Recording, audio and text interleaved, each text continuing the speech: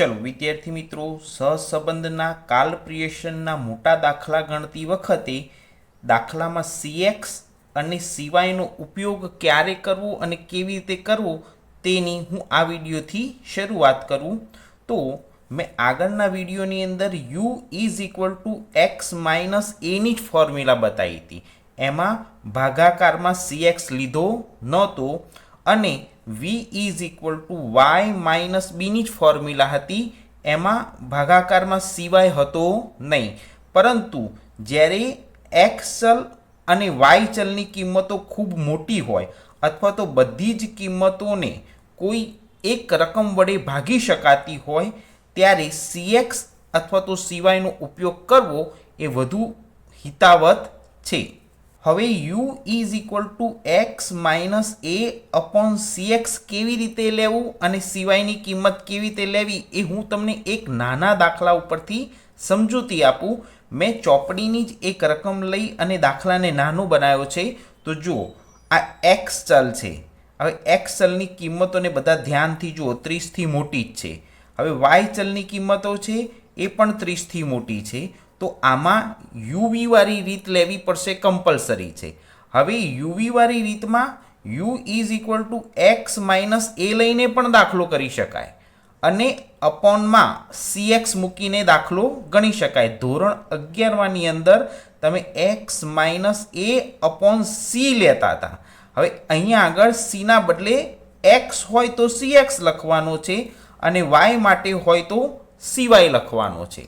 હવે આ દરેક જણ આ રકમને ધ્યાનથી જુઓ તો આ દરેક રકમની પાછળ જુઓ 0 0 0 0 અને 0. તો આ બધી જ રકમને 10 વડે નિશેષ ભાગી શકાય છે, માટે CX ઇઝ ઇક્વલ ટુ 10 લઈ શકાય. હવે એ જ રીતે આ વાયની કિંમતોને જોઈએ તો જુઓ, અહીંયા આગળ 0 છે પણ અહીં 5 છે, પાછા 0 છે, 5 છે, 0 છે. તો કોઈ પણ રકમની પાછળ 0 અને 5 હોય તો તે બધી જ રકમોને 5 વડે નિશેષ ભાગી શકાય, માટે સિવાયની કિંમત 5 લઈ શકાય.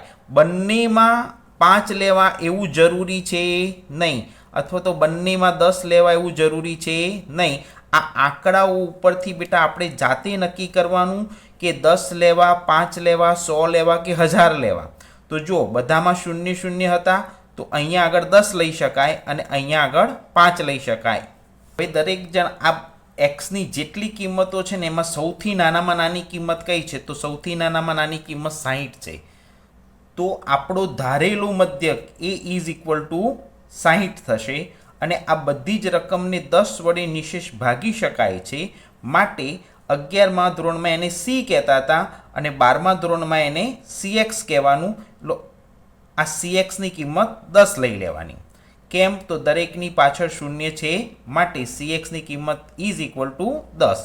હવે જેવું કામ આપણે એક્સ ચલ માટે કર્યું એવું જ કામ આપણે વાય ચલ માટે કરવાનું. તો વાય ચલની અંદર સૌથી નાનામાં નાની કિંમત 50 છે, તો આપણો ધારેલું મધ્યક 50 મૂકી દેવાનો અને આમાં 0 5 0 5 છે એટલે આપણો સિવાયની વેલ્યુ લઈ લેવાની 5. હવે આના આધારે આપણે ટેબલ તૈયાર કરવાનું અને આ આંકડાઓ જે છે ને એને નાના કરવાના. ચલો હવે દરેક વિદ્યાર્થીઓ આ ધ્યાન રાખજો, હું આ યુની કિંમત કેવી રીતે શોધવી એ તમને આ ફોર્મ્યુલામાં સમજાવું. આ ફોર્મ્યુલામાં એક્સની કિંમત એ અહીંથી લેવાની. આ 80 છે એ એક્સની કિંમત છે, એમાંથી એ એટલે આપણો ધારેલો મધ્યક 60, એમાંથી બાદ કરવાનો. 80માંથી 60 બાદ કરો ને એટલે યાદ રાખવાનું મગજમાં 20 રૂપિયા વધે. ઉપર કિંમત કેટલી વધશે? 20. હવે એને CX એટલે 10 વડે ભાગી દેવાના. 20 ને તમે 10 વડે ભાગો તો આનો પહેલો આન્સર આવશે 2. આવું તમને મોઢે આવડવું જોઈએ.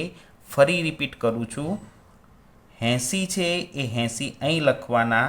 80માંથી 60 બાદ કરો એટલે ઉપરની સાઈડ 20 વધે અને એને 10 વડે ભાગી દેવાના એટલે જવાબ 2 આવે.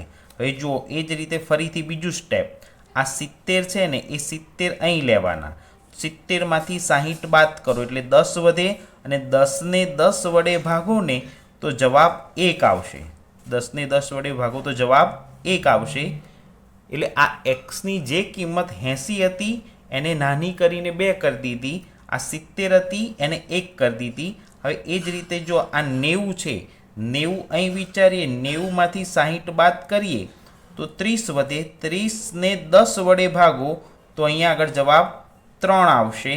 હવે એ જ રીતે અહીંયા 60 છે તો 60ને 60માંથી બાદ કરો તો ઉપર 0 વધશે, અને ઉપર 0 વધે અને એને 10 વડે ભાગો તો જવાબ તો 0 જ આવશે. હવે એ જ રીતે આ 80 છે, એ 80ને અહીં મૂકીએ અને એમાંથી 60 બાદ કરીએ તો ઉપર 20 વધે. 20ને 10 વડે ભાગી દઈએ તો જવાબ 2 આવે. હવે આ બધી જ રકમનો સરવાળો કરી દઈએ તો એનું ટોટલ 8 થશે. જેવું મેં તમને આ યુ ચલમાં શીખવાડ્યું, એક્ઝેક્ટ આપણે એવું વાયને વી ચલમાં ફેરવતા શીખી લઈએ. મેં આંકડા પહેલેથી લખીને રાખ્યા છે, પણ હું દરેક આંકડા સમજાવી દઉં. જો આપણો ધારેલો મધ્યક બી ઇઝ ઇક્વલ ટુ 50 છે અને સી વાયની વેલ્યુ 5 છે, તો સૌ પ્રથમ શું કરીશું, આ જે 70 છે ને એ 70 આપણે અહીં મૂકીએ તો 70માંથી 50 બાદ કરીએ ને તો ઉપર 20 વધે. હવે 20ને 5 વડે ભાગી નાખવાના તો 5 ચોક 20 થાય એટલે જવાબ 4 આવશે.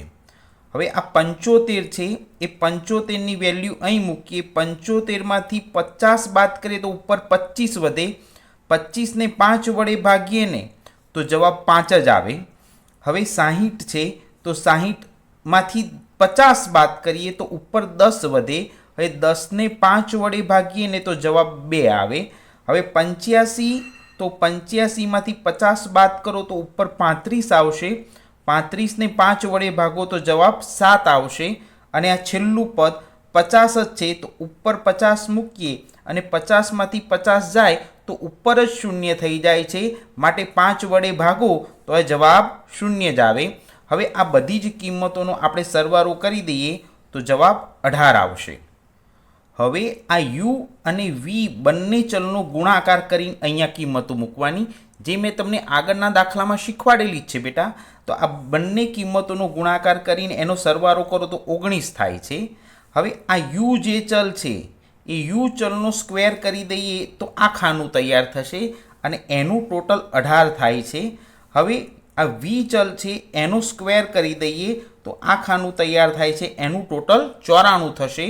એમ આ બધા જ પરિણામો મળી જાય અને આ બધા જ પરિણામોને સૂત્રમાં મૂકી દઈએ અને દાખલો ગણીએ તો સહસંબંધની કિંમત મળી જાય.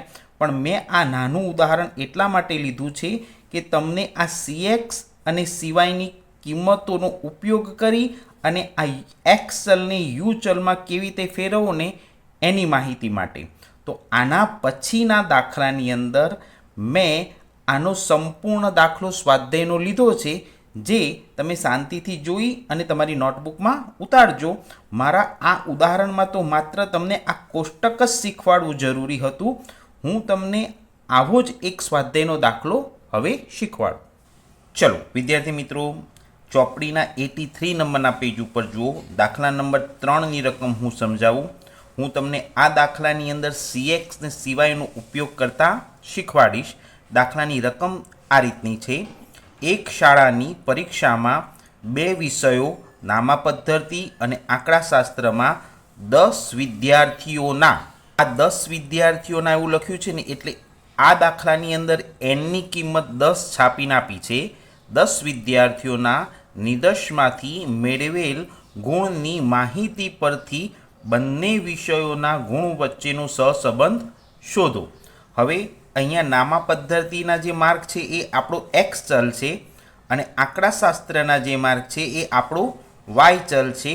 તો આ દાખલાની અંદર હું તમને CX અને CYનો ઉપયોગ કેવી રીતે કરવો તે શીખવાડું. તો દરેક જણ હવે તમારી ટેક્સ્ટબુક તમારી સામે રાખજો. હું તમને આ દાખલાની રકમનો ઉપયોગ કરી CX ને CYનો ઉપયોગ કરતા શીખવાડું. દરેક વિદ્યાર્થીઓ આ રકમને ધ્યાનથી જુઓ. આ એક્સ ચલની રકમો છે અને આ વાય ચલની રકમો છે. હવે આ એક્સ ચલની રકમોને ધ્યાનથી જોઈએ ને તો આ 35 એ સૌથી નાનામાં નાની કિંમત છે.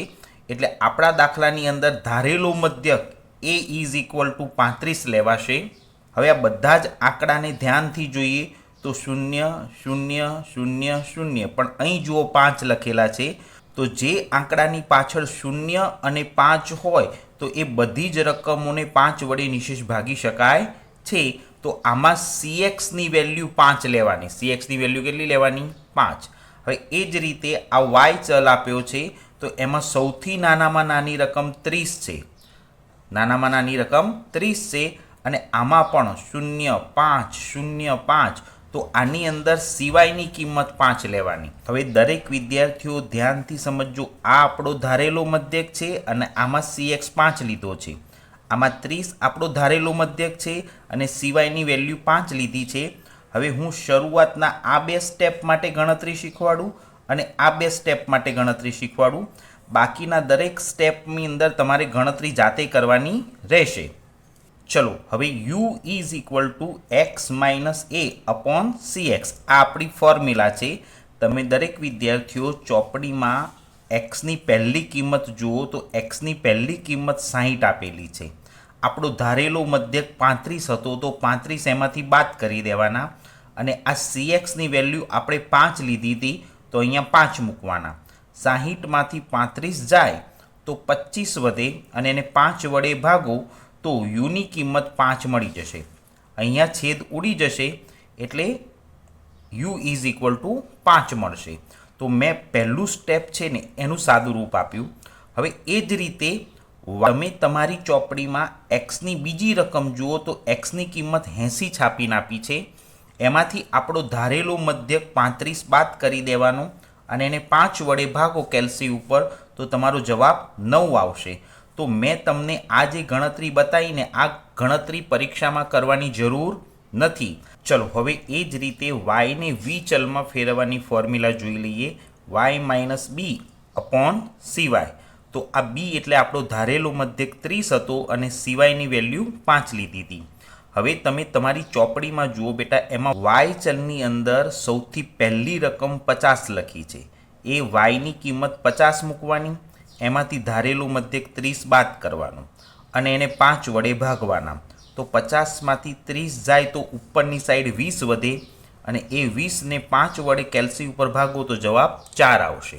હવે એ જ રીતે ચોપડીમાં તમે વાય ચલની બીજી કિંમત જુઓ તો 75 છાપીને આપી છે. 75માંથી 30 જાય અને એને 5 વડે ભાગો તો જવાબ 9 આવશે. તો આ રીતે મેં જે 4 સ્ટેપ સમજાયા એવા પરીક્ષામાં લખીને બતાવવાની જરૂર નથી. તો દરેક વિદ્યાર્થીઓ આવા 4 સ્ટેપ જાતે દરેકમાં શોધે અને યુ અને વી ચલ જાતે તૈયાર કરે. દરેક વિદ્યાર્થીઓ ધ્યાનથી જુઓ, કોષ્ટક કેવી રીતે તૈયાર થશે અને એના આન્સર કેવી રીતે આવશે તે હું સમજાવી દઉં. ચોપડીમાં જે કિંમતો છાપીને આપી છે તે બધી જ કિંમતો અહીંયા ઊભી લાઈનમાં લખવાની શરૂઆત કરવાની, પણ દરેકની વચ્ચે એક લાઈન છોડી દેવાની. તો 60, 80, 50, 80, 95 આ રીતે બધી જ કિંમતો લખી દેવાની. હવે વાય ચલ માટે એ જ રીતે કિંમતો લખવાની. 50, 75, 60, 85, 90 એ રીતે બધી જ કિંમતો લખવાની. ચલો હવે દરેક વિદ્યાર્થીઓ આ યુ ચલ બનાવવાની ફોર્મ્યુલા જોઈ લો ફરીથી. જો આ 60 એ એક્સની કિંમત છે એ અહીં મૂકવાની, એમાંથી 35 બાદ કરો અને 5 વડે ભાગી નાખો તો 5 જવાબ આવશે. હવે આ 80 છે એ 80 અહીં મૂકવાના, એમાંથી 35 બાદ કરવાના અને 5 વડે ભાગો તો જવાબ 9 આવશે. એવું ત્રીજું સ્ટેપ જોઈ લો. આ 50 અહીં મૂકવાના, એમાંથી 35 બાદ કરો અને 5 વડે ભાગો તો 3 જવાબ આવશે. હવે એ જ રીતે દરેકમાં કરો તો 9 આન્સર આવવો જોઈએ, 12 આવવો જોઈએ, 1 આવવો જોઈએ, 7 આવવો જોઈએ, પછી 1 આવવો જોઈએ, પછી 00, 0 આવશે, પછી 11 આવશે અને આ બધાનું ટોટલ કરો તો sigma you is equal two 58 આવશે. હવે એ જ રીતે વાય ચલમાંથી વી ચલમાં ફેરવતા શીખવાડું. તો આપણો ધારેલો મધ્યક 30 છે તો શું કરવાનું, 50માંથી 30 બાદ કરવાના, 5 વડે ભાગો 4 આવશે, 9 આવશે, 6, 11, 12, 2, પછી 7 આવશે, પછી 0 આવશે, પછી 3, પછી 8 અને સિગ્મા વીનો જવાબ 62 આવવો જોઈએ. તો યુ અને વીનું ખાનું તૈયાર થઈ જાય પછી હવે યુ અને વી આ બંને લાઈનનો ગુણાકાર કરીને અહીં મૂકવાનો છે, એટલે યુવીનો ગુણાકાર કરવાનો છે. તો 5 ચોક 20, 9 ગુણ્યા 9 કરો તો 81, 6 તરી 18, 9 ગુણ્યા 11 કરો તો 99 અને 12 ગુણ્યા 12 કરો તો 144. આ રીતે આ બંને લાઈનોનો ગુણાકાર કરી અને આ યુવીનું ખાનું ભરવાનું. 144 પછી 2 આવશે, પછી 49 આવશે, પછી 0 આવશે, પછી એના પછી પણ 0 આવશે અને પછી ડબલ 8 આવશે. એ બધી જ કિંમતોનો સરવાળો sigma UV is equal two 501 થશે. હવે આ યુ સ્ક્વેરનું ખાનું અહીં તૈયાર કરવાનું અને પછી વી સ્ક્વેરનું ખાનું પણ અહીં તૈયાર કરવાનું, જે મેં આગળના વિડીયોમાં શીખવાડેલું છે. 5નો વર્ગ કરો એટલે 25 થશે, 9નો વર્ગ 81 થાય. હવે એ જ રીતે આ 4નો વર્ગ 16 થશે અને 9નો વર્ગ 81 થશે. મેં આ 2 સ્ટેપમાં જેવું શીખવાડ્યું એવું બધા જ સ્ટેપમાં કરવાનું. 25, 81, 9, 81, 144. તો આ બંને લાઇનમાં બંને યુ અને વીનો વર્ગ કરી દેવાનો. સિગ્મા યુ સ્ક્વેરની કિંમત આવશે 512 અને સિગ્મા વી સ્ક્વેરની કિંમત આવશે 524. દાખલામાં n બરાબર 10 આપેલા છે. હવે જો આ બધા જ પરિણામો મળી જાય પછી આપણે સૂત્ર મૂકી અને દાખલાની ગણતરી કરવાની. દરેક વિદ્યાર્થીઓ જો અમે સૂત્ર લખ્યું છે n ગુણ્યા sigma UV minus sigma u sigma v છેદમાં રૂટમાં n sigma u square minus sigma યુનો હોલ સ્ક્વેર રૂટમાં n સિગ્મા વી સ્ક્વેર માઇનસ સિગ્મા વીનો હોલ સ્ક્વેર. હવે આ સૂત્રની અંદર હું કિંમતો મૂકતા શીખવાડી દઉં. જો આ 10 છે ને એ અહીં મૂકી દેવાના, સિગ્મા યુ 58 અહીં મૂકવાના, 62 અહીં મૂકી દેવાના, યુવીનો સરવાળો છે તો 501 અહીં મૂકવાના, યુ સ્ક્વેર છે તો 512 જે અહીં મૂકવાની, પછી આ સિગ્મા યુ 58 અહીં મૂકી દેવાના, એનની કિંમત 10 મૂકી દેવાની. હવે sigma V square is equal to 524 છે તો 524 અહીં મૂકવાના છે અને સિગ્મા વી છે તો સિગ્મા વીનો જવાબ 62 છે, એ 62નો સ્ક્વેર કરી દેવાનો. તો બેટા મેં આ સ્ટેપની અંદર બધી કિંમતો મૂકતા શીખવાડી દીધી. આનું સાદું રૂપ ચલો હવે આ રીતે બધી જ કિંમતો મુકાઈ જાય પછી આ 2 સ્ટેપનો ગુણાકાર એક વખત આ 2 સ્ટેપનો ગુણાકાર કરવાનો, આ 2 સ્ટેપનો ગુણાકાર અહીં મૂકવાનો. 58 ગુણ્યા 58 કરો એટલે આ આન્સર આવશે. આ 524 ગુણ્યા 10 કરો એટલે 5240 આવશે. 62 ગુણ્યા 62 કરો એટલે 3844 આવશે. આ રીતે દરેક સ્ટેપનો ગુણાકાર થઈ જાય પછી ઉપરના સ્ટેપની એકવાર બાદબાકી કરવાની, આ સ્ટેપની બાદબાકી અને આ સ્ટેપની બાદબાકી કરવાની. મેં ગણતરી આગળના વિડીયોમાં શાંતિથી સમજાવી છે. જે વિદ્યાર્થી પહેલીવાર જોતો હોય તો આગળના વિડીયો જોઈ અને એક વખત શાંતિથી આ ગણતરી સમજી લે. પછી આ સ્ટેપ એમનું એમ મૂકવાનું. આ બંનેનો ગુણાકાર કરી અને કેલ્સી ઉપર રૂટ કરો એટલે 1566.2477 જવાબ આવશે. હવે કેલ્સી ઉપર તમે 1414 ભાગ્યા આ રકમ કરો તો આન્સર 0.90 આવશે અને અહીંયા દાખલો પૂરો થશે.